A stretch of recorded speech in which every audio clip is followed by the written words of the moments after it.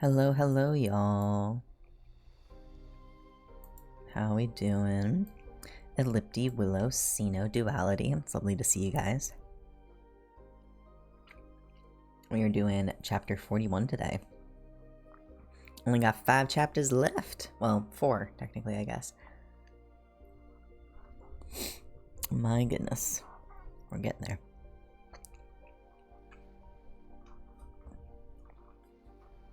I just finished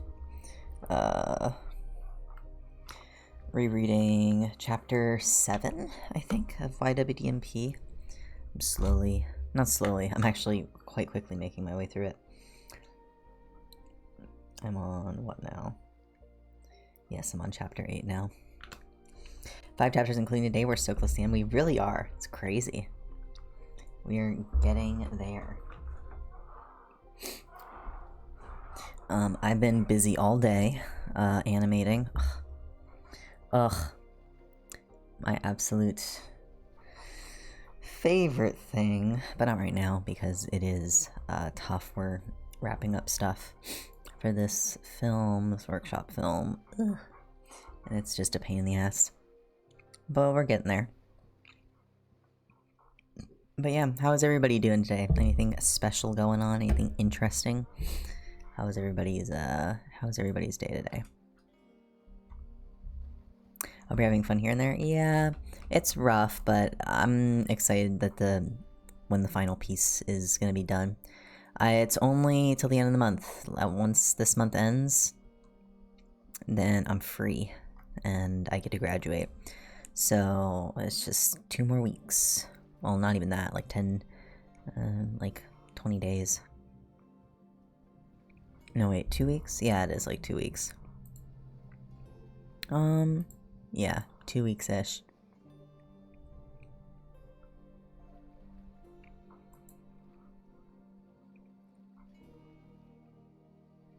Keep derailing whatever I'm doing because I always forget until I see the notification. Nice.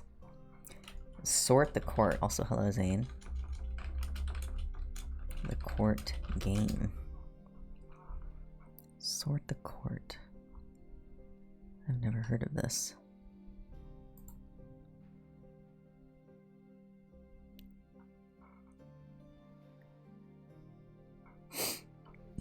What kind of game is it? Is it a, Is it a...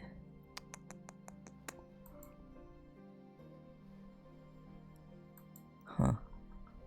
Is it like an RPG-ish? I guess it's more of like a visual novel type game.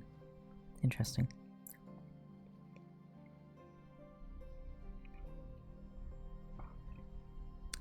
Alright. So the court's a silly little game in which you're a king/queen and make decisions to grow your kingdom. Interesting. Huh. Interesting. Alright, well, we're gonna hop into the summary. Probably in the next few minutes. I am quite tired today, if you can't tell, but that's okay. Unlike yesterday, I was very hyper. And today I am less so. But that's okay.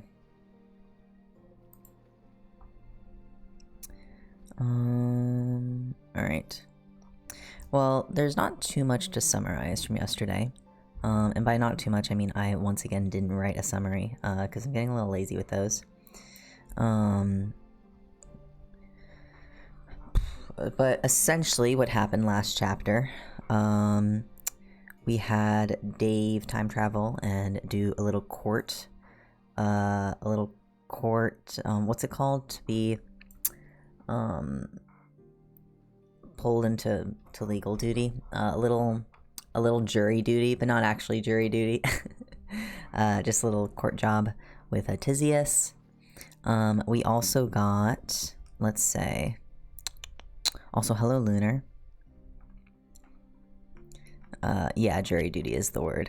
Oh yeah, Rose went all fucking Watcher, fucking Watcher's crown on us. Sino pointed out to me yesterday how it was very eye avatar of her, and correct for that. I'm telling you, and Sino, now that you have context, oh my god, Jonathan Sims, not John Egbert. Jonathan Sims is so. What did I wonder? He's not a seer of light. I think people categorize him as like a mage of light, maybe. Mage of light, class spect. Because Rose is a seer of light, which I guess it's similar, but I think that John's class spect is a little bit different. TMA class specs. I know there's people that have class spected TMA characters. More so because I know that my friends have done it. Bro, why is my Google being weird? What the hell? It's not letting me like look things up.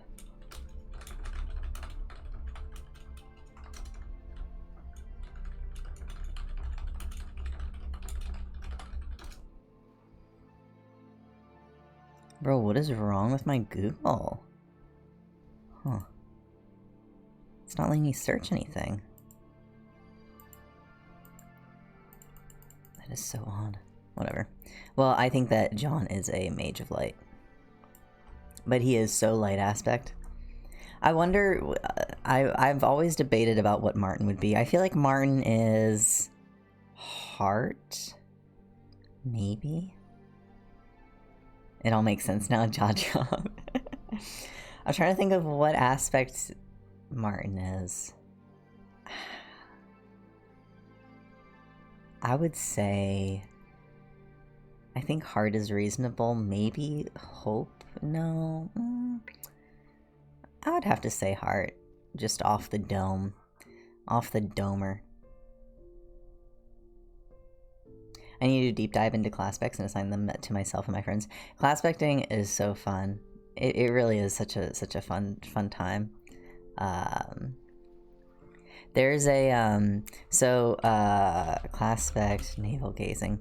There was a document that you've seen the document, but I ended up finding the class spec navel gazing Tumblr page where they have a breakdown of like their interpretations of all of the classes and like the aspects and how they work. And I adore these. It has like, you know, in-depth like explanations in them, and obviously these are like this person's personal interpretations of it. Can you send this in chat? I can. This blog is why I changed my class spec. Yup. Though I will never change my class spec. I think the way that I interpret my class spec is a little bit different to how Arcturus interprets it, but or at least interprets the aspects in the class that because I'm a Knight of Breath, but I really like all their interpretations. They're so cool.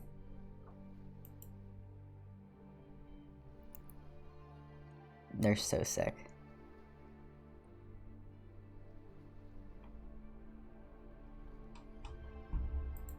Anyways, I love this page. Boop. Based in class spec build, true. Alright, so yeah, so basic summary. Rose went all eldritch knowledge goddess, and they ended up helping out some non-humans who were getting kind of targeted to be killed by human supremacists, extremists, etc.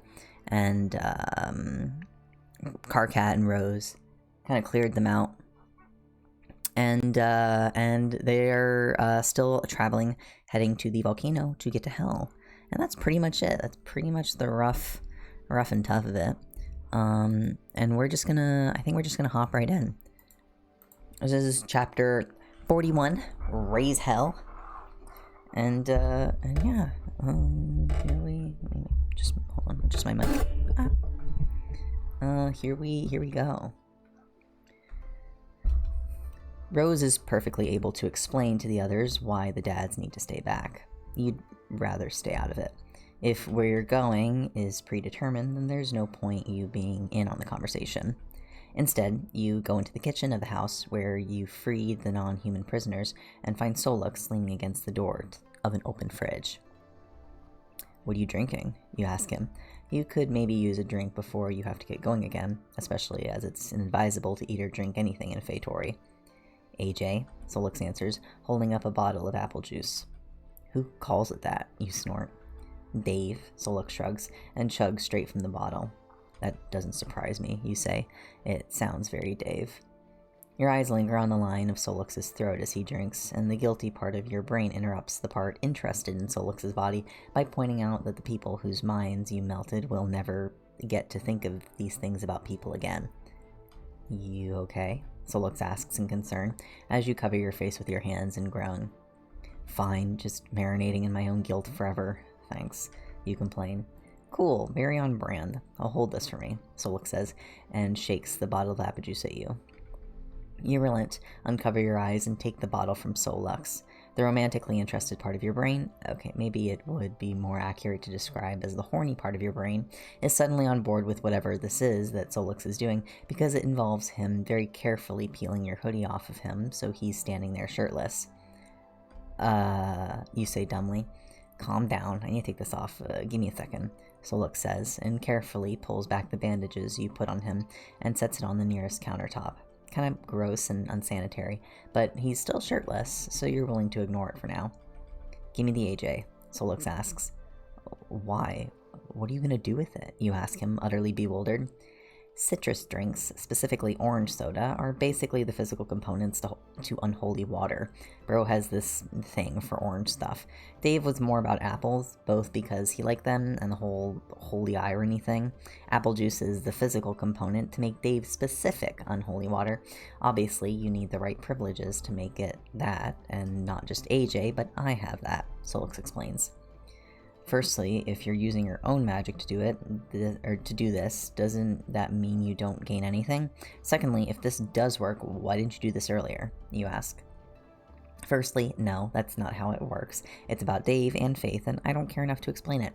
Secondly, there wasn't any AJ at the house because the moment there is any, Dave is on it instantly," Solux answers. He makes a grabby hand motion at you, so you uncap the bottle and hand it back to him.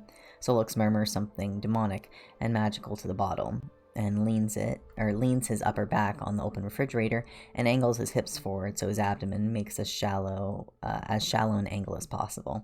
With that set up, he slowly pours the apple juice over himself, and to your surprise, you can see it starting to knit his flesh back together slightly.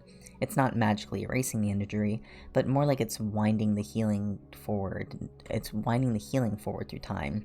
Bruises bloom and shift around it, and the skin looks less and less angry as it heals. By the time he's out of apple juice, it still looks rough, but a hell of a lot better than it did before. You grab some clean kitchen towels for Solux and tear it off to hand to him. "Thanks," he sighs and wipes the drink off of his skin. He's made a mess of the kitchen floor, but given the people who own this house were terrible, you don't feel too bad about that. "Do you feel any better?" you ask. "It wasn't hurting thanks to whatever Roxy did, though that was wearing off, but it feels a little less like there's stuff unattached in there. I don't really know how I'm supposed to fit together without my ribbon there." Solux grimaces and picks your hoodie back up to put it on. "That's okay. I don't know how I fit together at all. I kind of want to get an MRI after all this if the world doesn't end. When the world doesn't end. I'm being optimistic," you say firmly. "Yeah, that works best when you have to announce it," Solux says mockingly through fabric. One of his horns is poking out of the neck of the hoodie, so you lean over and flick it. Solux yelps, and as soon as his head is through, he grabs a Tupperware box of what you think is ham and throws it at you. This pretty much distracts you from any feelings of guilt that you were still experiencing. Yes, you should probably process your feelings and understand how your past and heaven influenced how you view morality. You should probably talk about those concerns with Rose and agree on how you will and won't act. You should try to reconcile doing a needed bad thing in a bad situation with your general view on yourself and your own ethics, but those things are hard to do and uncomfortable. Much easier to distract yourself by avoiding leftovers to the head. "Yeah, I'm not so hurt now, huh?" Soluk says as he cuts off your escape and starts hurting you in the corner of the kitchen. I should have never given you apple juice, you say with faux dramatics. A bark at the doorway interrupts you both, and you look over Soluk's shoulder to see Beck in the doorway. Rose said we're taking a shortcut through winter, you say, seeing as the mood has broken. Also, Beck has probably been sent to get you. That seems like a bad idea, Soluk says slowly. Oh, I agree, but I'm pretty sure this was more of a prophecy than a suggestion, you tell him. Great, and you two left Winter on such good terms last time, Soluk says warily. Maybe it'll be fine, you say, trying for hopeful. Soluk gives you a flat look. Yeah, you don't think this is going to be painless either. The two of you follow Beck outside to where your friends are waiting. A few of the non-humans from before are talking to the dads, but most of them just seem to be happy to be outside instead of locked in a basement. You shudder to think how things could have gone for them. You walk past them to the car, to a conversation already in progress. What makes you say that we need to go through winter, though? I know it'll take a while to get to Washington, but just driving seems safer than entering winter, Roxy asks. Didn't you piss off the Fae in winter, too? Jade points out. Yes, but there's nothing I can do about the past. All I know is that our best path is through there. We have to go that way, and we do. Even attempting to avoid it would likely be bad, Rose explains. Is there something we have to do, or somewhere we have to go in order to fit in with whatever you've foreseen? Some more detail would be helpful. Kanaya reasons. I'm sure it would. I got the very strong impression at the time, but the details have faded to just, we need to go to winter, and the rest will unravel as we get there. Rose tells her. Can you go all God mode again and look? Jade asks. I don't know how to do that. It just happened before. Also, that's not really how being a seer works, Rose groans. I can confirm that. Sometimes you just know things. If you say it's gotta be winter, then it's gotta be winter. I'll stay in the car, though. We should all be close together, or we might get split up going through the border. Terezi nods. I guess I'm staying in the car then, too, you say. That would be a good idea, Rose agrees. And we have to drive alone. We can't have any of June's people with us, Kanaya asks. Right, that would be bad, Rose tells her. Alright, let's go, Terezi says in what you can only assume is a type of seer solidarity. Everyone seems to get the idea that asking more questions about this won't for sure get them any answers that are helpful. I think I should drive, Rose says, moving to the driver's door of the car. I think you don't have a license, Kanaya replies immediately. Magic. Car, Soluk says very slowly and with emphasis. It ends up being you, Solux, and Rose in the front of the car, with Rose driving and Solux watching to help with anything that she doesn't know about the car. You're not sure if it's a good or a bad idea to keep Jade out of sight, given that you're going into Fae territory. When Rose starts the car, you can feel like your heart is in your throat, and it's not because you're concerned about her driving. You're worried about going into winter. Apparently your angelic powers don't work so well there before, and you barely understand this new variation on what you can do since you changed gods. It's all such an unknown, and it fills you with nervousness. Rose pulls away from the houses, leaving June's dad and the others behind. You hope he'll be okay on his own. But he is the de facto leader of June's whole religion and adopted a god as a kid, so he's probably going to be fine. And he's in an area that's as out of danger as you can be these days, seeing as you'd rather not think about what you did, actually. You wait anxiously as the road winds out of this little area of houses and into alternating scrubby woodlands and fields. Outside of the windows, the sun is low in the sky again, just hovering on the horizon as freezing fog clings to the ground of the fields. Looking around in the front of the car, you find the printed out directions that Roxy had made before leaving. It's smart to have something printed because you never know how long your phones might last in the apocalypse. If Google Maps goes down and you don't have printed directions, then you're kind of boned. Scanning through them, you try to work out where you are. The directions said you should have gone on the highway, which you obviously didn't, so now you need to work out how to get back there, right? If you're fated to run into winter, then it makes sense that you do it when you're trying to get somewhere. It makes sense you do it when you're trying to get where you're going. You're gonna need a better map of the area. You pull your phone out and get it to show you where you're at. It looks like you can rejoin the highway at the next junction if you take a few turns. What are you doing? Solix asks judgmentally. Navigating until we get where we're going. I just need to work out the orientation of this map. You frown. Isn't north usually up? Solix asks. Usually, Jade chirps from behind you. She must have been listening. Yeah, except I don't know which direction north is. You sigh. The sun rises in the east, Karkat. Kanaya points out kindly. Oh. Yeah, you knew that. You look left at Rose and see that, yeah, the sun is rising on her side. Poetic and technically true, because that must be the east, which means you're driving south, so... You want to go right when we get the chance, you tell her. Got it, she nods.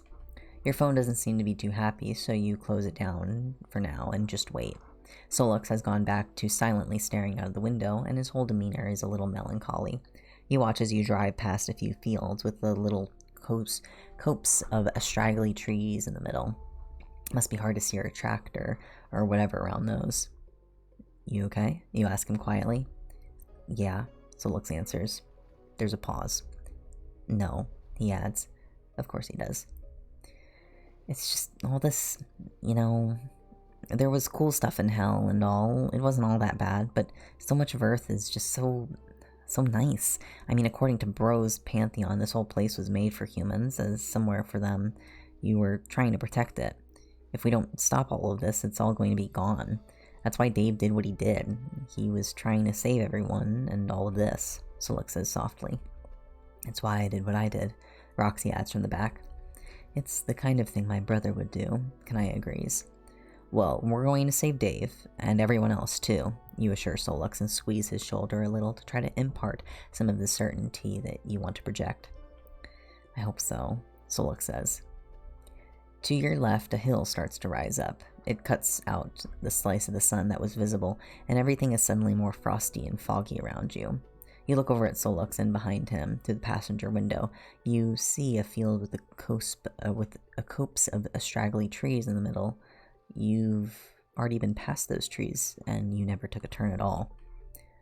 Rose, I think you start. I know, she says. The car probably won't run much longer. If we're in winter, then there's no sun, and no sun means your magic is weaker, Solux warns her. I've seen the sun before, and you start. Not her sun. The sun in the Fae territories belongs to other people. It won't work the same way for her, Solux corrects you. Surely it's the same burning ball of fire no matter where you are, but even as you think that, it's probably missing the point. Gods get associated with phenomena that have meaning assigned to it. The sun is pretty common because it's hugely important to life. Just like the sea, the moon, the weather, there are so many gods that share it. If Rose's light-based power require her to be near her sun, then that's how it is, even if it doesn't make much sense scientifically speaking. Honestly, scientific sense went out the window a while back. The car splutters and shuts off, coasting to a stop on the icy road. Yup, that checks out, you groan. It feels a little trite though, a little too horror movie, Rose observes, carefully critiquing reality on being derivative. Man door, hand hook car door, Solux quotes. Everything you say is terrible, you fucking internet cretin, I hate you, you hiss at Solux, who not only doesn't seem repentant for his awfulness, but instead is actively delighting in it. But who was phone? Roxy adds, apparently as well as working on magic as the greatest witch in her generation, she also had time to troll the internet for her own amusement. Somehow you're not surprised that Dave is the way he is. Him and Solux both, actually. You shove your Kismesis out the car, and he's howling with laughter too much to do anything but lands on his ass on the frozen asphalt. There's not a part of you that feels bad. Everyone else gets out of the car like a normal person, and a normal hellhound. Solux gets to his feet, still giggling, and fist bumps Roxy. It's a shame to leave the car here, you say sadly as you shut the door. Can't you pick it up like Solux did? Rose asks. I don't know how, it's really big. I can do my weapons, but a whole car is something else, you say uneasily. You know how you pick up fire? It's like that, Solux says, albeit still giggling a little. I don't entirely understand how I do that, so that's not super helpful, you mutter. Still, you know that you are able to do it, so maybe you just have to pick up the concept of the car? That's a confusing enough idea, but as is, you but as is, but you also don't entirely understand, or you don't entirely get how this car works, so deciding what it is exactly is even harder. You press your hand to the side of it and try to work out what the concept of it is. You move your hand away from the car, trying to take it with you, but to no avail. Okay, maybe you're thinking about this wrong. It's not just a vehicle. It's something your boyfriend made Solux. Something Rose repurposed to keep herself and all of you safe. Something to rescue Dave in. It's a moving safe space for your friends, and something you've slept inside. That's an idea you can hold in your head. The shape of what it is doesn't really matter. It's how you're connected to it instead. This time when you close your hand against the body of the car, it disappears into your closed hand. Part of you is curious to know what it'd look like if you open your hand, but you're not going to give in to that curiosity, so you instead press your hand to your chest and put the car away. It feels odd. You're vaguely aware of it being there, but only in the sense that you're aware of your teeth being in your mouth, which is to say, not really, but if you focus on it, you can very keenly tell that they're there. That's kind of weird, but I have it, you say slowly, and rub at your chest. You don't want to think about putting a person in there. You really don't want to think about being put in there. Ugh, time to focus on the murderous Fae instead. Much better. What now, you ask? I'm in a bit of a blind spot here. I know where we have to get to. I'm just not entirely sure how to get there. So, I suppose we start walking, Rose says, looking down the road. Let me think about it. Come on, Terezi says and pokes you to start walking.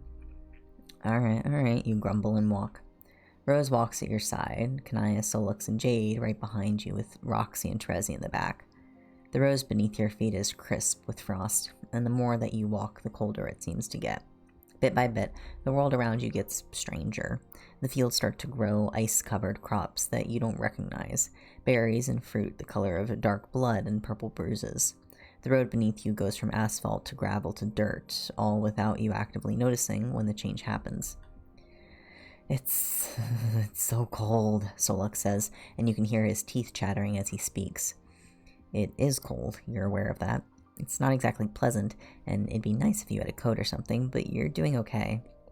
Rose is huddled into her scarf and breathing out a plume of steam with each exhale, but she seems fine. When you turn to look at Solux, though, you see that he's pulled his arms inside his hoodie that you gave him, wrapping them around himself to keep warm. He's got the hood of it pulled tighter over his face, and his horns are poking out through the torn fabric at the top. The skin that you can see is pale, and he's shivering all over.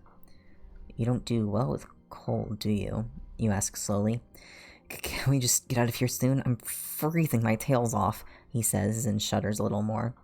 You look behind him and see that Terezi is breathing fire every so often to keep warm, and that seems to be helping Roxy, who's sticking close to her side.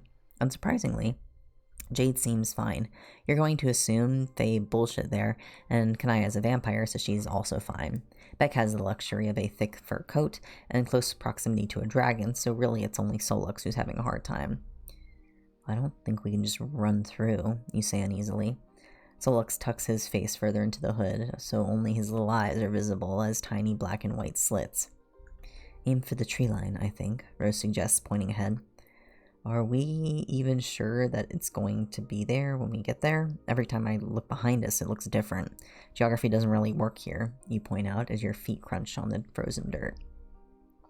Below your feet, the solid snow-impacted ground gets more uneven, and you have to watch your step. You're only 2 paces past the point before Solux stumbles and crashes into your back. He falls to his knees, and all but takes you down with him. Him having his hands tucked inside his clothes didn't help him break his fall, and you could hardly call it graceful. Sorry, can't feel my feet, Solux says, his voice weak. You hope it's just being muffled by the hoodie, but you don't think so. Hey, talk to me, Solux, how are you feeling? You ask him urgently and try to loosen the hood enough to see his face better.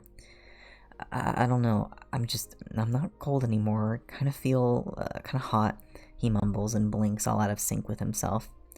That's definitely a sign of hypothermia, Kanaya says quietly. Shit, Solux was made for really hot temperatures, and he's incredibly low on magic without a connection to Dave. This might be able to kill him, and you really don't think you can steal him from Aradia twice. I've been trying to cast fire magic, but it's not working well at all, Roxy says. She summons a glowing light in her hand that splatters out almost immediately. "You're still fireproof, right?" you ask Solux, who nods weakly. "Fire's not the answer here. I can only breathe it, but nothing catches," Terezi answers instead. You pause to think, and then pull fire into your hand from nothing. The same holy fire that you've brought into life before, except for now it's a different god.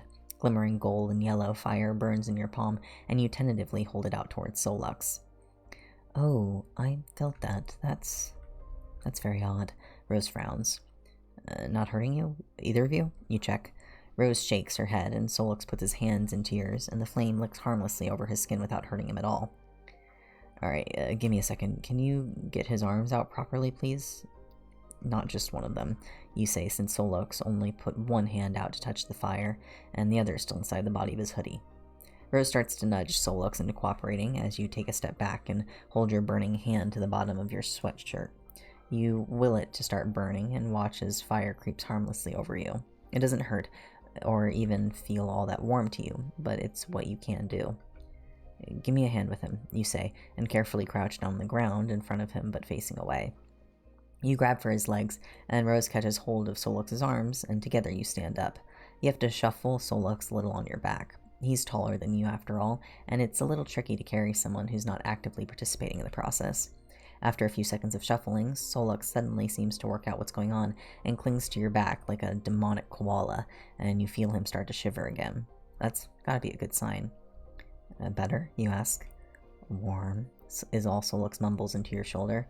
"Yeah, you're gonna take that as better."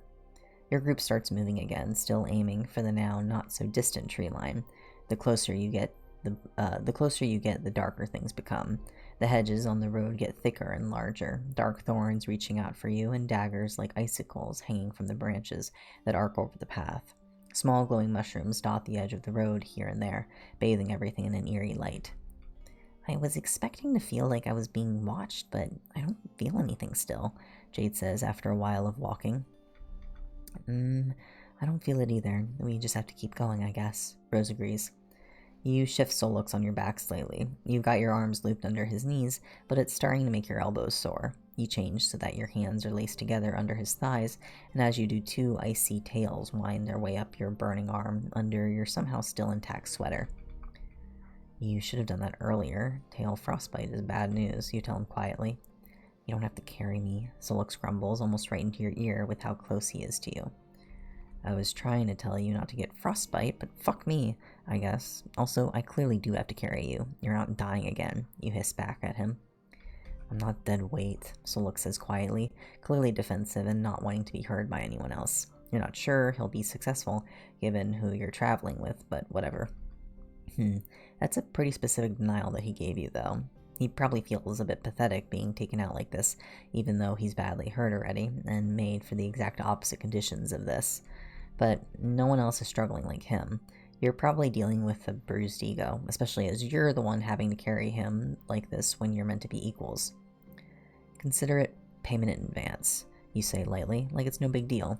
It genuinely isn't a big deal, and you have to make yourself magically warm to keep him alive is no problem for you, and you sure as shit doesn't make you think any less of him. "Payment for what? More questions? You don't even use those anymore," Solux says suspiciously. "I'm using my skill of being warm and carrying you now, and later you can metaphorically carry me when I'm in hell and have no idea how anything works or where to go," you tell him. "Nah, I guess. Though it's not like you knowing nothing is new," Solux mutters. "Sorry, I didn't hear that. You were talking too quietly. Did you say you wanted to get down and walk?" you ask him cheerily. You feel Solux's arms and legs tighten around you a little more. "Yeah, you thought not." "Does me having those questions still actually bother you?" you ask curiously. "A little. It feels unfinished, like an itch I can't scratch, but it doesn't keep me awake or anything." "Are you holding on to them for a reason?" he asks. "Oh, like in case we need them in hell? Or to check to see if you're really you in case some other demon tries to impersonate you or trick us or something?" you suggest. Sure," Solux says. "Nah, I'm mostly just holding on to them for something stupid and petty. Also because it annoys you," you admit with a grin plastered across your face. "I hate you," Solux reminds you, and his sharp teeth nip at your ear. Your group must be your group must make quite the sight as you cross into the forest itself. It's much darker and denser than last time you were here. You can only assume you're either deeper in, or that you've just entered a different area of their realm. The forest is beautiful in the way that lightning storms are churning 50-foot waves at sea are, which is to say, very much so in theory, and would be powerful, striking, and artistic if painted, but is terrifying as all fuck to be in the middle of. We're being watched, Solix breathes, and you don't doubt him. Oh! Terezi gasps and darts forward to grab Rose by the arm. Terezi hauls Rose close and whispers something hurriedly in her ear, and you can all but see the light bulbs go off over Rose's head as she works out whatever it is. Ahead of you, a raven caws loudly in the tree branches at once, and there's a countless number of glittering eyes in the branches above. Solix's claws prick at your skin slightly as he tenses, but you have no choice but to follow Rose deeper into the forest. You walk with your stomach in knots, and every one of you is keeping fearfully silent. Or at least, you're fearful. Who knows about the others? You're not surprised when you finally hear approaching hoofbeats, nor are you surprised when white stags burst through the brush, led by the same black-eyed fey man as before. He doesn't bother to say hello, or to remark that it's you again. Instead, he just draws back his bow, pointing it at Rose. You let Solix's legs go, and throw your hands out to bring your shield into existence. It gives Rose time to get through her sentence, as an arrow gouges a hole in your shield, but doesn't let it through. We demand an audience with your queens, Queen Mab and Queen Jade Hartley, Rose declares loud and clear. What? Jade exclaims from behind you. What manner of trickery is this for you to bring? The man starts, glaring at Rose and Jade both. She asked for the queens. We have to, another rider reminds the man sharply. By name, Rose reminds them. The Fae are clearly displeased, but names have power, and thanks to Terezi, it seems that Rose knew just who to ask for. The Fae jerk their heads at you and turn their mounts around, clearly expecting you to follow. Above you, the ravens all take flight at once, cawing loudly to one another. Oh, excuse me. It's dislodged ice and snow rain down on you. Some of it hits Solix and he shudders. Come on, you tell him, gesturing for him to get on your back again. Okay, but keep your hands free, Solix says. You help him onto your back, but instead of supporting him with your hands, Solix just wraps his legs around your middle a little more securely and refuses to let you hold him there. It's not the most comfortable for either of you, but it does mean that you have your hands free should you need them. The Fae on their white stags lead you through winter, over frozen hills covered in sharp thorns that pull at your clothes as you pass. You cross bridges over thick rivers of black tar, fed by dying trees that weep the dark, slow-running liquid. When you get to see it, the sky is strange, dark and sporting unfamiliar stars with the faintest hint of a sun that might rise on the horizon but never does. Winter is filled with creatures as well as other fae. You get flickers of true folklore-style fairies and sprites, little figures that are more glow, movement, and impression than they are actual winged people. They titter and laugh at your group as you pass. You see ice dryads, whose normally plant-based bodies are frozen like plated armor. Animals fresh out of the nightmares appear too. Snow-white rabbits that feel far too smart and leave bloody footprints. Spiders the size of horses. And, as always, birds that watch constantly. Deeper into the forest, you start to see homes and regular fae like the ones riding the stags ahead of you.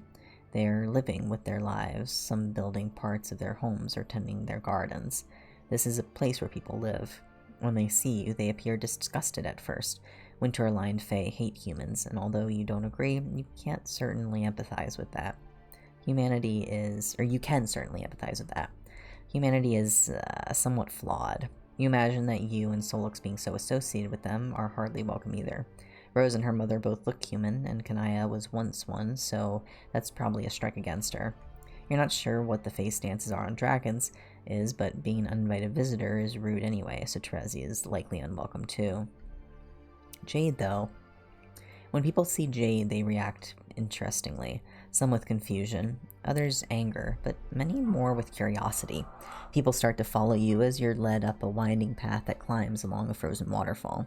At the top, there is a structure that is as pladial as it is glacial, made of white birch trees and ice that towers over everything with glimmering spires. Before it, a snow-covered courtyard is set out, and 2 thrones are laid out. Or you suppose that they're thrones, at least. One is regal, made of silver and bone, and the other is lower and wider, with plush green cushions sat wide on wicker frames. A wide swath of green silk is artfully covering both, as if to shield its future occupants from falling rain or snow, despite there being neither. The man leading the group of stags and their riders bids you to stop and wait, though he does so with a sneer. You do as you're told and look around at the rest of the group. You can't help but notice that Jade is looking sharper and more Fae-like the longer she spends here. It's also not escaping your notice that you have quite the audience of Fae watching you now around the edges of the courtyard. A few Fae closer to the throne suddenly... Oh. Excuse me, I'm tired today. A few Fae closer to the throne suddenly smarten up their posture and pull out trumpets made of glass and blow a regal little tune notes that do something deeply unsettling to your brain. It kind of makes your teeth feel weird, and you hope that they don't do it again. A woman walks into the shaded throne area. Her dress is a deep, poisonous purple color, and her silk is like black hair, and her silk-like black hair cuts a sharp line to her cheekbone, rather than to one cheekbone. On the other side of her hair is a shaved and intricate and clearly magical designs are shaved into the very short hair that remains on that side. Her skin is as pale as snow, and her eyes are entirely black. As she moves to the front of the throne, you notice that her sweeping dress leaves no marks in the snow, nor are there any footprints. Queen Mab, these humans, the first Fae who saw you start to say. Requested an audience with both you and Queen Jade Harley, Rose interrupts. Queen Mab tilts her head slightly to regard all of you. She looks along your group in silence for a moment. My wife declines your request, but Queen Mab trails off. She raises a hand that's heavily covered in rings and waves at an attendant who quickly scurries away. You try not to stare at her jewelry. It's not gems set in there, but other things. One thing that looks like a rock you'd find in a river, another large lump of amber with something stuck in it that flickers with light, and one ring looks like it has a human tooth in it. Queen Mab settles back into her throne and crosses one leg over the other, confirming that she indeed does have those. Are you always on fire? She asks curiously after a little bit. Not usually. It's just really cold here, you answer. It'd be rude not to answer. And you don't need to hide your true form, Queen Mab says, pointing a long-nailed finger at Terezi, although you note that only one of her hands has long talon-like nails.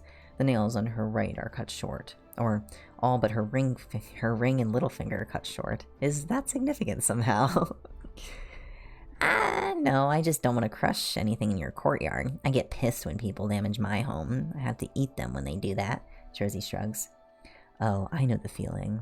But here, Queen Mab smiles, and with a wave of her hand, the space becomes larger and larger. The distance between you and her remains the same, but the edges of the courtyard stretching out around you. Terezi sniffs at the air and shrugs slightly. She shifts into her large dragon form and leans over your group, breathing down on you. Her breath is blisteringly hot, and Solix immediately gasps and leans closer. He lets go of you with his legs and his arms and shifts to be directly under Terezi's dragon breath. That means you can stop being on fire and stop carrying him around. Not that he's that heavy, it's just you've been doing it for a good stretch of time and your posture isn't usually great at the best of times. You crack your back and allow the holy fire on you to die down to nothing. Well, that solved a lot of problems, Queen Mab notes. She turns her head and looks around the edge of the throne that she sat in. This time you hear someone approaching, and soon enough those weird trumpets play once more and make your teeth feel weird. This time, a different woman walks through the shaded area and towards the front of the thrones. It's Jade. Or it's sort of her. Her hair is long and white, but though she has a few braids in it, you can see that it hangs in the same wild waves that Jade's does. It even comes down to her back as far as hers. She looks over at Queen Mab as she sits on her own throne, and you can see her eyes are the same shapes as Jade's, except where Jade's reminds you of leaves of a tropical plant in the sun, this woman's eyes are green like icy evergreen leaves. I told you I wasn't interested, the woman sighs as she pulls her legs onto the throne so she can sit cross-legged. She flicks her heavy green cape around her for warmth and fixes Mab with a scowl. Look at them, Queen Mab tells her, her lips spreading into a too-sharp smile. The older Jade lookalike sighs and rummages in her cloak for a pair of glasses on a chain. She looks at them and scrunches up her face and takes a moment to breathe on them, then clean them, and with her cloak before putting them on. She blinks owlishly a few times and looks at all of you. When she gets to Jade, she freezes and then stares at Queen Mab. "May I speak, Your Highness?" Rose asks politely. "You may." Queen Mab nods. Rose opens her mouth, but the guard who brought you here starts to talk first. "She's the one who tricked us out of her sight right before time got ruined. She knew it would happen and made the exchange under false pretenses," the guard protests. "Sounds like you got outplayed then, doesn't it?" Queen Jade says with a grin. Queen Mab fixes the guard with a look that politely suggests that he ought to reconsider speaking out of turn again if he wants to keep all of his body parts in their current alignment and attachment status. "I appreciate you hearing me out.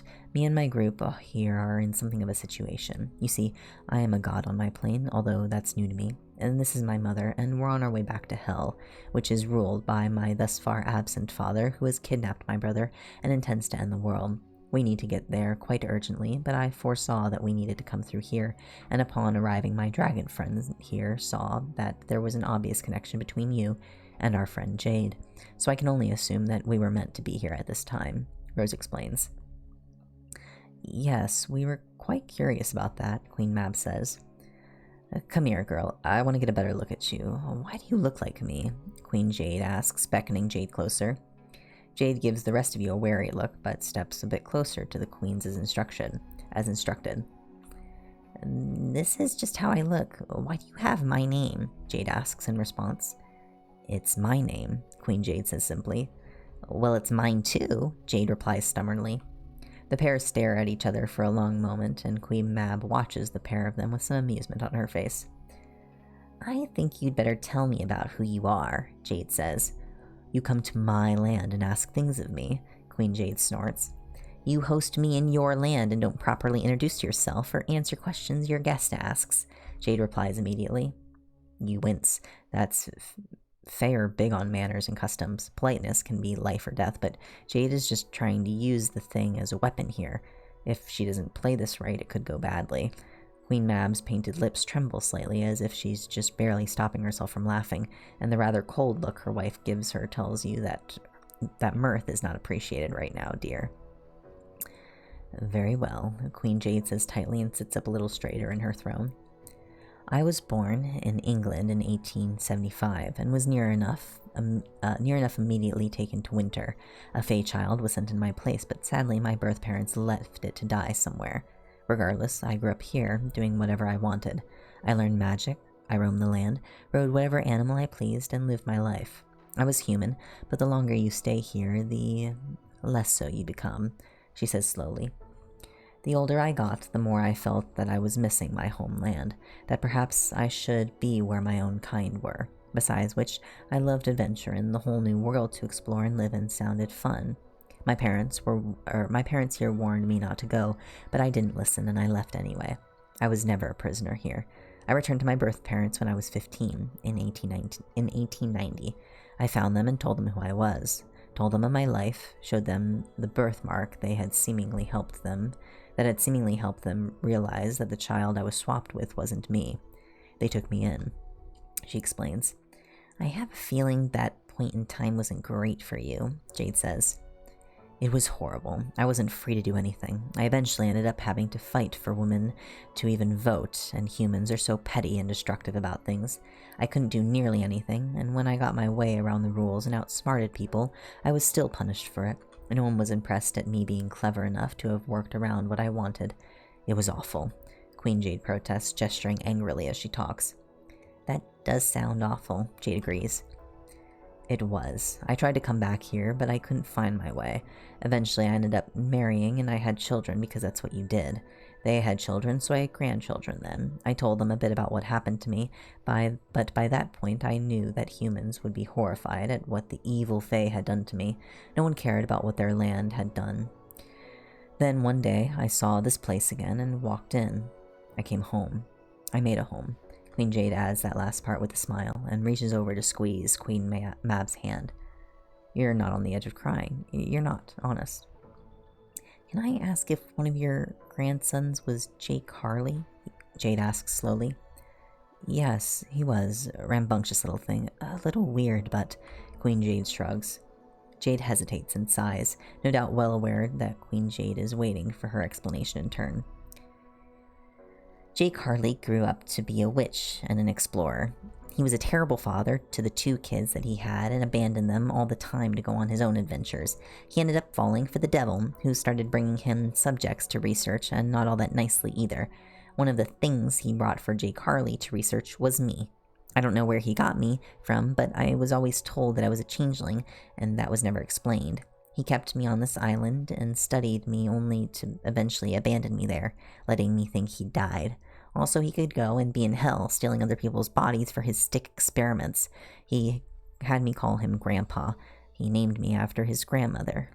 You, Jade says in one long burst, like she's literally vomited out the information. She certainly looks sick enough. Some of your friends don't know every detail of that, and you're not looking around to them to see how they're reacting or if they wonder about you knowing. That doesn't explain why you look like... Queen Mab starts. Breed's child, Queen Jade gasps. No, there was a fire. The babe was in there with them, Queen Mab frowns. We never found anything of it. I mean, we thought if she'd been born before you could get there, she'd be so small that maybe we wouldn't have found anything. But if it was unholy fire, it would explain why it caught so well, and if it was to cover up the child being taken, then... will that explain her looking like me? Queen Jade insists. What are you... I don't understand, Jade frowns. I had a daughter with Mab, a son too, but that's neither here nor there right now. My daughter Breeds looked a lot like me, and she married and got pregnant. Both her and her husband perished in a fire the day their child was to be born. I had thought it was some magical problem, something to do with me originally being human, having upset the magic that ran through my daughter and grandchild. But if the devil himself stole you from my grandson, then you being Breed's daughter would make sense. You being biologically family to him would offer more protection with his magic, and make it easier for him to contain you and harder for us to find you, Queen Jade explains. We can test this. You would be my granddaughter as well as Jade's. Your magic and your blood would be like ours. Fetch us a silver bowl and knife, Queen Mab says, snapping her fingers at the guard. With a panic expression, one guard sprints off towards the palace building, and you all have to just stand there and wait. So, what are the rest of you? Queen Mab asks, looking over. Oh, well, that's Rose. Behind her is her mom, Roxy, and the guy who was on fire a moment ago is Carcat. He's Rose's angel because she's a god. You seem kind of unfazed by the god thing, actually, Jade says, glancing back to Queen Mab once more. It's not really a big deal. We have gods too. We just call them royal titles, and we don't act like we have to live in a cloud or a mountain or something. It's all very gauche where their kind is from. Queen Mab shrugs. I'd argue that, but I lived in hell for most of my life, and that was a big castle and a lake of lava with a whole species dedicated to serving him, and that was a step down from the last guy in terms of pretentiousness, so... yeah, you're right. Solix chips in, and Queen Mab gives Jade a, you see, kind of look. Well, okay, wait, you're gods? Jade asks as the words catch up to her. Queens, basically the same. I was human, but I got better, Queen Jade says and cackles. It's a really good cackle, actually. Oh, wow. Oh, right. So that's Solux, he's Dave's familiar. Dave is Rose's brother, and he's a god too. That's Kanaya, she's our friend, and she works with Carcat. That's Terezi, she's a dragon, and also our friend. I also think she's dating Roxy, and that's Beck, he's my dog, Jade says, gesturing to the rest of you in turn. You think that Kanaya could be far more accurately described than just as a friend that you work with, but given that she doesn't want the attention of being Silence's sister, she probably approves of that introduction. Dear, that's a hellhound, Queen Mab points out. Is he tame? Queen Jade asks with a gasp, looking around Jade to see Beck properly. He's so tame. Beck, come, Jade calls. Beck had been silently traveling by Jade's side the whole way through winter, so much that you'd almost forgotten about him. Now that his name has been called, he perks up and trots over to Jade with his tail wagging eagerly. He sits the moment Jade tells him, and his bright green tongue lolls out as he gives her a doggy grin. He's lovely. He always looked after me on the island, and he's just the very best, aren't you? Jade grins and pets his head. Oh, he's precious. I love dogs. Oh, you're a good boy, aren't you? Yes, you are. Yes, you are.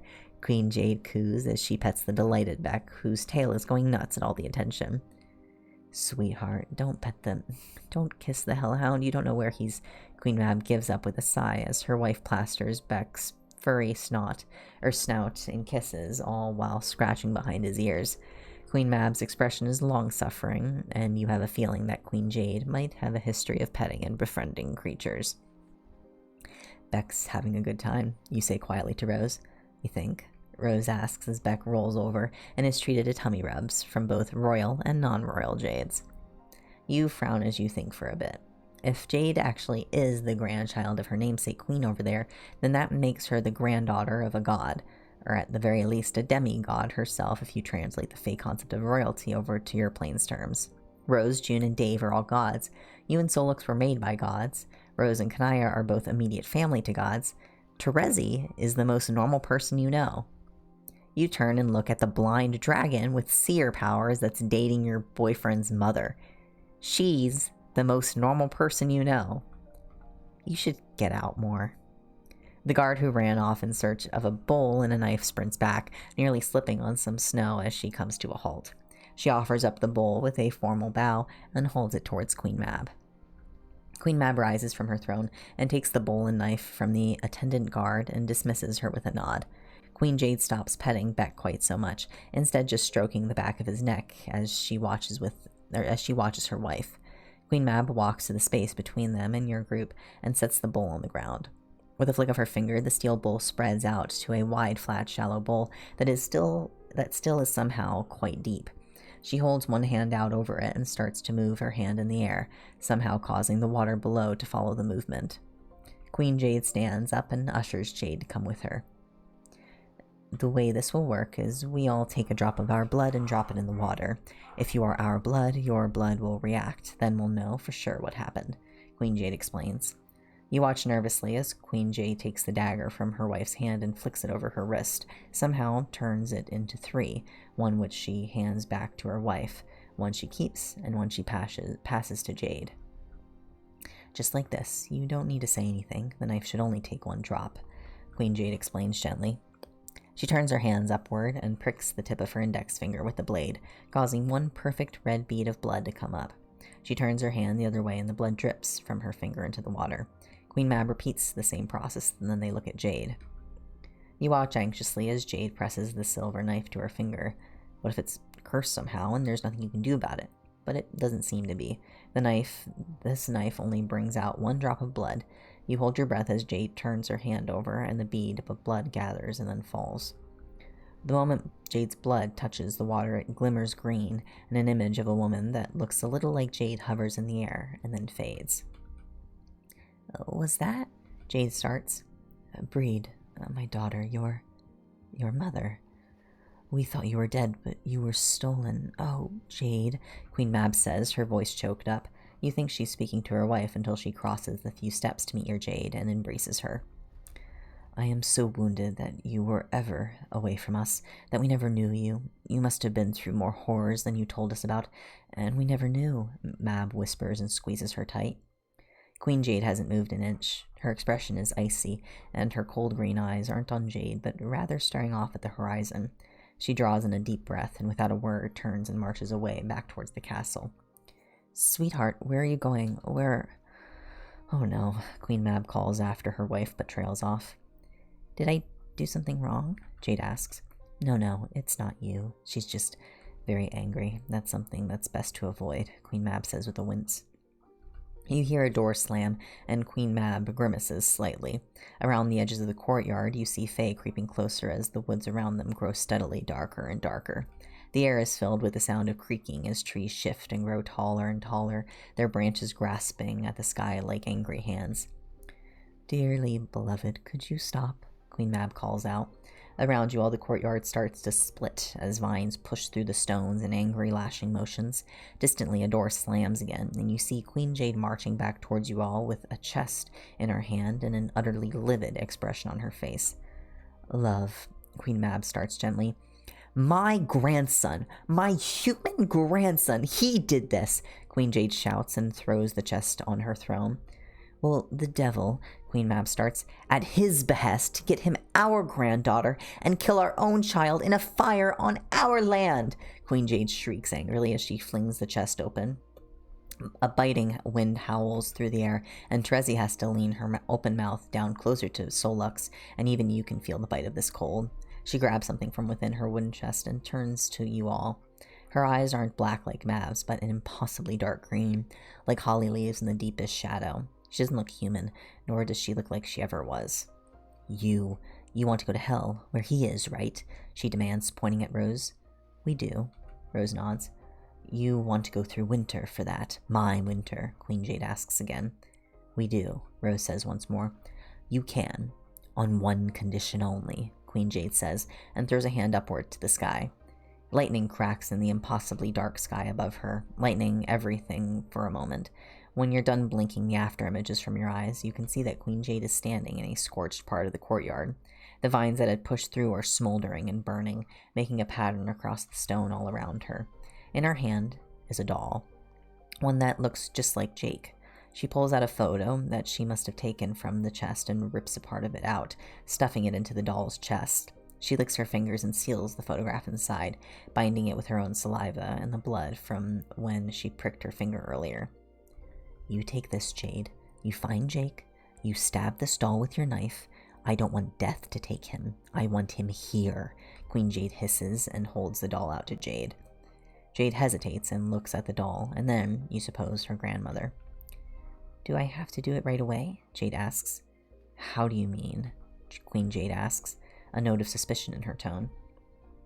I have questions I want to ask him myself first. There are things I need him to explain to me that I want to hear from his mouth. Or, I guess the mouth of whatever poor bastards he's taken in at the moment. Plus, we want to get Dave back, and it's possible I can make him help us. If I can do any of those, I want to do that before I just send him here, Jade reasons, because apparently this is the juncture for bargaining somehow. Of course you can do that. He hurt you so much, Queen Jade says quietly, and her features soften. Around you the scenery becomes a little less terrifying. You went for so long living with him. I know what Earth can be like, what men on Earth can be like especially. I doubt they're better now, but to think my own grandson would... I'm so sorry, and to apologize for that, you are always welcome here. You have family here, Jade. You and anyone under your protection have nothing to fear from us. I swear that to you. And if you agree to do this for me, I will let you pass to wherever you need to go, Queen Jade says. I promise, Jade agrees and holds out her hand. Queen Jade places the doll there and pulls Jade in for a hug. You think that maybe they understand each other's situation better than anyone else could, each kept from their true home against their will, both losing their family and both betrayed by Jake. The Queen pulls back a little and kisses Jade on the forehead, and you watch as, just for a moment, Jade's eyes change to be like her grandmother's eyes. As you look at Jade, she suddenly seems the way both the Queens do, like she's a little too real, realer than real. If the Uncanny Valley is animation that's trying to be realism, but is stuck between being more realistic than animation, but less real than a video of real people, then this is similar, but out the other side. She looks far more real than you do. She's as royal as her grandmothers are now. Damn it, Terezi is the most normal person you know. Jade talks quietly with her grandmothers for a while, but eventually it becomes clear that you do need to go. Jade explains where you need to get to in Washington, and while Queen Mab looks politely confused about American states, Queen Jade knows exactly where you mean. Queen Jade leads you away from the castle and through the forest once more, and this time the trees move out of your way to allow Terezi to continue as a dragon. On the way, some giant direwolf with ice teeth appears menacingly out of the shadows, and you watch as Queen Jade introduces her pet to her granddaughter, and both of them fallen over the giant murder dog. You're starting to think that this isn't... Oh, we're getting lag? Are we getting lag? I'm not getting any drops. I'm not getting any drop frames. It might be a Twitch problem. I'm gonna keep going, and if the stream drops, then we'll see. Hopefully not, though. I'll keep my stats up, though. On the way, some giant direwolf with ice teeth apparently menacingly out of the shadows, and you watch as Queen Jade introduces her pet to her granddaughter, and both of them fawn over the giant murder dog. You're starting to think that this isn't a Faye thing, but rather a Jade thing. To make matters worse, Beck is just excited to play with the other doggy and suddenly grows to be about 6 feet tall, and the pair of them sprint off into the woods chasing after each other, occasionally crossing the path you're on with excessive canine enthusiasm. Your life has got to a level of continuous weirdness where your reaction is starting to be to throw your hands up in the air and just deciding that this may as well be what's happening to you now. I'm not going back out there again, but if you ever want to come back, for any length of time, you're more than welcome. I'd really miss you if you didn't, Queen Jade says sweetly and hugs her granddaughter. I actually have a family on Earth, too. Remember the children I said that Jake abandoned? They're really lovely. They let me stay with them and told me everything they could remember about their father, Jade tells her. Human? Queen Jade asks, and Jade nods. Oh, I'd better see them sooner rather than later then. Humans really don't live that long. Well, if the world doesn't end, you will have to bring them with you next time. I'd love to meet them. Queen Jade smiles warmly, an expression that really does make her the spitting image of your Jade. I'll ask, and thank you for accepting me. I always felt so disconnected from what I was, but I feel a little better now, Jade says in a small voice. You look away to give them a little bit of privacy for the moment, as they're clearly having one, and instead watch as Beck turns back to his normal size and sticks his cold nose up the side of Solix's hoodie and makes him jump. The Queen directs you to where you go, or directs you where to go, and you walk out of winter with ease. When the toasting snowy woodlands fade, you eventually turn a corner that wasn't there and see Mount St. Helen itself. You just cut out so much of your journey. Checking your phone, you see that not only are you where you think you are, but you only lost about 6 hours instead of the potential years that you can lose to Fae places. Are we going to have to hike up that? Kanaya asks in an unhappy tone of voice for someone who suspects the answer is yes. Did you forget that I can fly? Oh, well, if you're offering to take us up there, then that'd be great. Kanaya smiles. In your distance, you hear someone scream about there being a giant fucking dragon over where you are. Yes, you're all very subtle.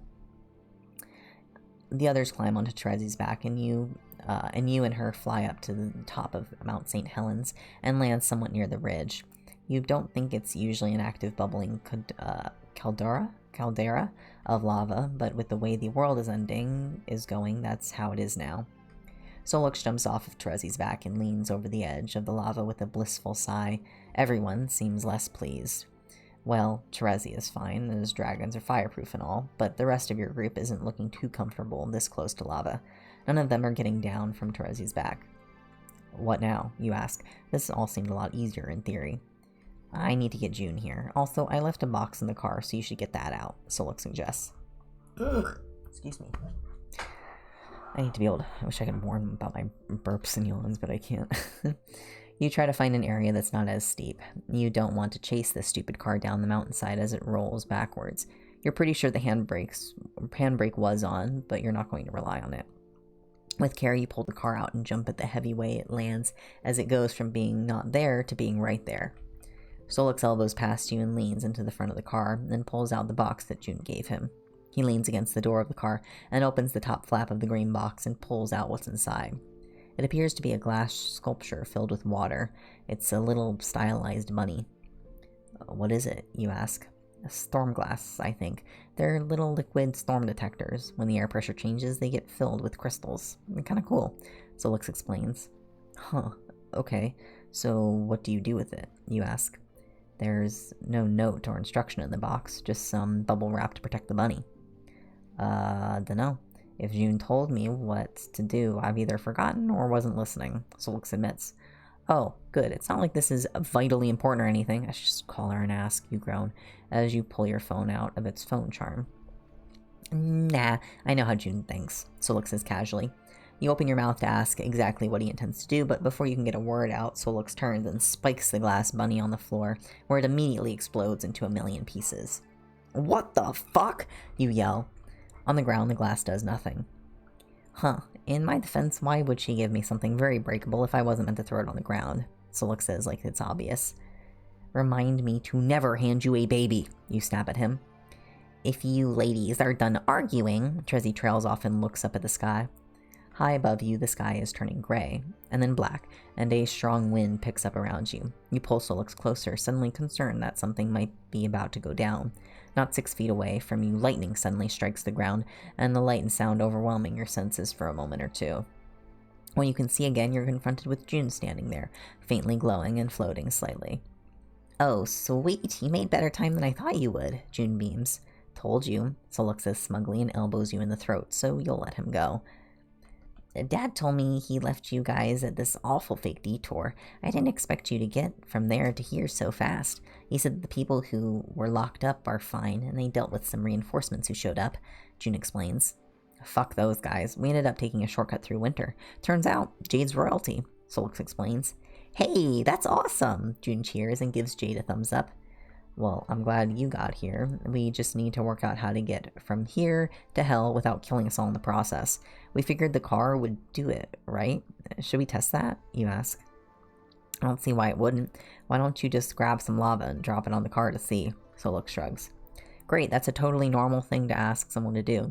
Still, you seem to be fireproof and you can fly, so you should test it out. You lift off the ground and swoop through the air and down into the volcano. You have to circle the turbulent air a few times before you're able to psych yourself up enough to dip a hand into the lava. You're fine, it's fine, but all the same, you're pretty eager to get this stuff out of your hands and onto the car. It's not like you've never been near lava before. You and Solix spent a good amount of time throwing stuff into it before, but picking it up with your bare hands is something else. You fly out of the volcano with some haste and drop the handful of lava onto the hood of the car, where it sits there and does nothing. Hey, just a little tidbit. If I could touch lava, I would not be eager to not be touching lava. I would want to, like, swim in it. Carcat is being... I don't get Carcat. Carcat's like, oh, spooky lava. I'm not at all. It's weird. It's like, what do you mean? If I got to fucking... If I could party in lava, I would eat it. I would eat it. I want to eat a lava lamp. That's not actually lava, but I do understand you. Lava lamp seems very eatable, but I would love to take a little of lava, a little sip. Because in theory, Carcat could. Nothing... Wouldn't lava taste hot and dusty? It probably... That is exactly and only what it would taste like, but in theory, lava tastes like... I don't know. Like honey.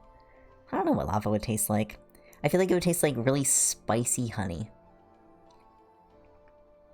Honey that tastes like fire.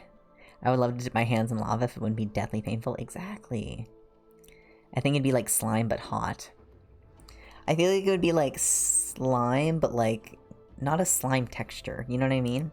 It's like forbidden taffy. It really is. Honey that tastes like red. Carcat, eat the forbidden food. See? Solix says. Warily, you reach out and poke at it, but it's not melted the metal at all. Curiously, you reach into the open door of the car and rummage the inside pockets of the door to find a receipt from a drive-thru you hit up on the way. You toss that at the lava, and it instantly goes up in flames. Alright, it's still hot, but not affecting the car. That's good. You nod. Just to be sure, you grab some more of the cooling lava and press it to the window and the tires, but the whole car is immune. Okay, so we need a plan, Solix says. I say everyone but June gets in the car. But Carcat gets in the car. June nods. What the fuck? Everyone else gets to drive to hell and I have to fucking, what, walk there? You demand. You're immune to fire, you're an angel, and you can fly into hell. Also, we're going to run out of road, and you can pull the car if you have to. Solix points out. Okay, but what about Terezi and June? You ask sharply. I'm going to stay in the car, keeping it cool, and trying to counteract any lava if something goes wrong in there. Also, Terezi's fireproof, but probably not center of the earth fireproof, and besides, we should all be as close together as possible. If she's inside the car, there's less chance of losing her, June explains. And how are we going to stop me from getting lost? You ask her, still really not liking the idea of this one bit. You can summon chains, they're basically unbreakable. You could tie yourself to the car with them, Solix suggests. I don't know how to do that, you tell him. That's the first you've heard of it. What else is new? I know you can make them, and I know how strong you are, Solix says. Off to the side, Eunice tries to pass off a laugh as a cough, and when she sees that she's been caught, she grins at both of you. And, how did you come by that information, Solux? How do you know how strong and unbreakable these chains car-cat are, or that these chains of car-cats are that can tie things up? June giggles and Solux flushes bright yellow. I wasn't saying that. The last time the world ended, we were together, and Solux starts all defensive. Oh, really? June says, waggling her eyebrows at both of you. He used them to pull people out of danger and pin down things that were going to fall on people. It wasn't like that, Solux responds hotly. June is still giggling, and his denial is only making it worse. The thing is, you believe Solux, but he's a wildly suspicious, innocent person. Okay, moving past that. Where are we supposed to go? I have a feeling that crashing this car directly into wherever Dave is being held is going to be a bad idea. Where would be a good place to land, you ask? Driving a car full of all of us into hell is going to be a bad idea, no matter what, but if we're going for stealth, then you want the outside border of hell. Matuna lives there. Hopefully he'll still be there, and the hellhounds there know me. Nothing there is safe or a good idea, but if it was, that's the closest to it. Between Hell, Thawing, and Bro no doubt being real pissed about things, I'd expect all the demons to be running around like headless chickens trying to get things running again. Besides which, no one wants to be caught doing the wrong thing, Solix explains. So we can potentially slip through unnoticed in the chaos, June nods. That would be the best case scenario, but I'm not that optimistic, Solix admits. Wait, no, hold on. You think Matuna's working with the devil again? Why would he do that? You say in surprise. You look at Kanaya and see that she can hear your conversation and is surprised about what's been said. No, he wouldn't, but if I was Bro, I'd drag all the demons back down to help fix the place. And have you seen any other demons around since? Besides, Matuna was being punished. He goes right back to that. Bro isn't going to be like, oh darn, you got out? Okay, we're all cool then, Solix says, his voice pitching into a mocking tone as he impersonates Bro. Alright. Unpopulated side of big wall around hell, that's what we're aiming for. Now I have to work out this chain thing, you grumble, and pull your sickles out, seeing if that'll somehow help. Did the chains attach? You ask as you turn them around in your hands. I saw you do that before, yeah, Solix nods. You look at the hilt of one of your sickles, but you can't see anywhere chains might attach. Then again, it's not like these have to follow normal rules. Maybe throw it with the intention of being able to pull it back, Solix suggests. Well, it's not like you have a better idea. Solix steps slightly out of the way, then you pull your arm back and throw your sickle as hard as you can towards the volcano. You concentrate on being able to pull it back. At least until a loud bark startles you. A flash of green light appears over the mouth of the volcano, and you see Beck just catch your sickle in his mouth, and with a flash vanish once more. He appears at your feet with your sickle in his mouth and his tail wagging up a storm. Rose is the only one who isn't openly laughing at you, and even she looks like she's just holding back. Thank you, Beck. You sigh and pat his head. Beck opens his mouth and deposits a slightly slobbery sickle in your waiting palm.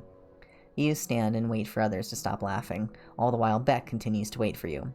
He's very clearly convinced that fetch is the thing that's happening now. Eventually, June manages to stop choking on her own laughter enough to look up at you and suggest something new. Okay. Oh, fuck. Oh, okay. Seriously, what about just trying to unspool a chain like this? June suggests and makes a familiar unspooling motion. Like a magician with infinite handkerchiefs? You ask her flatly, causing her to giggle more. You know what? Everything is dumb and weird, and you may as well try this shit. Closing your eyes, you think of chains. You think of something to hold you to the car so that you can pull it. To take your loved ones to safety so that you can save Dave and the whole world. You think about how strong and secure it needs to be, as strong as the connection to your friends. As soon as that thought clicks in your head, you feel chain links hitting your hand. Opening your eyes, there's thick golden chains dropping from one open palm to the other as it unravels. I can't believe Rose made everything all gold with you, Solux comments slightly petulantly. I'd rather her aesthetic than anything to do with my last god, thanks, you tell him, and Solux makes a face like the idea of your old god is something sour that has just tainted his palate. It's a sentiment that you can agree with, for sure. Alright, get up here, Solux says, and nudges you to sit on the hood of the car. With a little work, you're able to get a chain coming out of each hand, and Solux tests their strength as much as he can in his limited state. All the while, the rest of your group are getting into the car, even Beck, who is disappointed at the lack of more fetch. Rose, I need you to bolt the end of these chains to the side of the car, Solix tells her, stopping her from getting into the car itself. Solix has you stand on the end of the car hood and reels out as much chain as he needs and quietly walks Rose through how to modify the car that you're attached. It's not as if you're stuck. You could detach yourself if you wanted to, you're sure of that. Still, it feels weird being chained to the car. With you secured completely, you let your wings slip out and stand there waiting. I can see what I need to see around you with you there, but just try to pull as much as you can, Solix tells you. Are you going to need me to lift to get the car in there? It's pretty steep, you ask, inclining your head to the edge of the volcano. Oh, nah, the car can do it. Solix pauses and looks at you standing on the hood of the car, all angelic and waiting. This is like driving a Rolls Royce, isn't it? He says in quiet awe. It takes a moment for you to work out what he means. I'm not a hood ornament, you screech at him, and Solix just cackles at you and gets in the car, slamming the door. Lousy, good-for-nothing kid's niece is acting like you're a hood ornament. You'll show him, somehow, at some point. You don't know what your revenge will be, but when you enact it, when you'll enact it, but you will. He'll see. As you grumble, the car under you starts to rumble as whatever it has that pretends to be an engine makes noise. You're only saying that it makes a noise because you're not convinced that it actually is what moves the car in any reasonable way. The car starts to climb up the edge of the volcano slowly and carefully, in a way that reminds you of a roller coaster getting up for a big drop. The car crests the edge of the volcano, and the sane part of your mind decides to pipe up that this could be a bad idea, but it's far too late to start listening to the sensible impulses that you get sometimes. You've already started down the path of utterly bonkers decisions. Why stop now? The side effect of the car going slowly up the ridge of the volcano means that it's managed to strand itself like a seesaw without any wheels touching the ground. Well, it looks like it's your show now. You lean forward against the chains so your feet are pressed to the very edge of the hood of the car. Your arms are pulled back behind you with your chains and you spread your wings wide. With the flap of your wings, the car jerks after you, enough to pull you both into the air. You turn and dive, hauling the car along after you. Lava rushes up to meet you, and before you know it, you're plunged into the molten rock. And all you can do is focus on where you need to be and why. You're going to hell for your boyfriend. Chapter end. Ooh, oh my goodness. A little bit of an interlude chapter. Or not interlude, but like a build-up. No, I guess we got the Jade. We got the Jade reveal. Carcat becomes a hood ornament. Jade is Fae royalty. Dave refers to apple juice as AJ. Great chapter. Yes, yes. What a nice summary. Oh my goodness. And tomorrow will be chapter 42. And then Thursday, I don't know if I'm going to be streaming Thursday because I have an exhibit. But either Thursday will be 43 or Monday of next week will be 43. But either way, we're definitely finishing next week, which is very fun. But we are getting close. I love it when the titles